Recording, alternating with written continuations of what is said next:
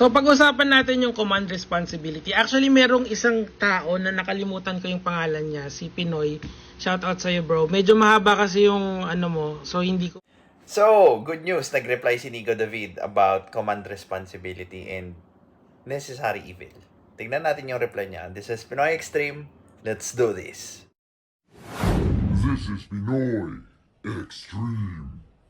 matag ng 5 seconds lang. So, I'll just explain to you my points and sana magets mo. Pasensya na kung medyo matagal kasi ang iba kasi kay Noynoy at saka kay Duterte, si Noynoy kasi dine-deny niya na nag-utos siya ng mali, okay? Si Duterte naman, ina-admit niya na nag-utos siya ng, well, eto, katulad nito, ex-Philippine President, I had death squad admission stand Senate. President Duterte's admission is going to be subjected to the interpretation. Kaninong interpretation? Of course, doon sa tinuro niyang death squad. Doon sa mismong nagsabi doon. If he interprets na papatayin kita by means of legally killing the suspect pag nanlaban, 'di ba? Then it's not a crime.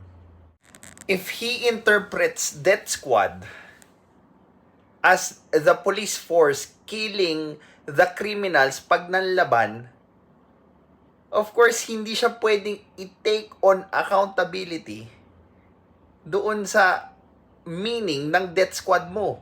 Kasi unang-una, magkaiba kayo ng interpretation kung paano niya tinitignan yung death squad.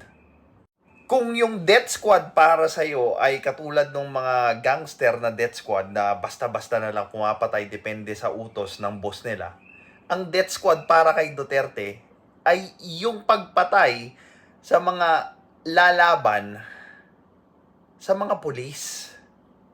And again, if you're going to take a look at the context of it, hindi kriminal yung lumaban doon sa kriminal or patayin yung kriminal na nanlaban. And marami din siyang admission dito na hindi nag-violate ng human rights. Halimbawa, yung tinuturuan niya na hayaan yung lumaban yung mga suspect. Yung, alam mo yun, i-provoke mo. So, it's still the suspect's choice kung lalaban sila or hindi. So, what can you do about a personal choice? Kung di ka lumaban, di sana kasama ka dun sa milyon na sumuko na nabuhay. Simple lang, di ba? So, pag sinabi ba ng pulis, bobo, tanga, nahuli, prinovoke ka, di ba? O tas lumaban ka. Di ba? Inagaw mo yung baril nila. So, kasalanan ng pulis? Na-trigger kayo nung binansagan na death squad yung pulis at kung paano nila ino-operate yung mga nanlalaban. Kaya eto kayo galit na galit, hindi nyo siya mapin down. That's actually the genius of what Duterte did. He coined something that is legal doon sa napaka-triggering na word para sa mga social warriors or social justice warriors. Checkmate, 'di ba? You are checked, mate. Part 2. Next episode. This is Pinoy Extreme. Have a good day.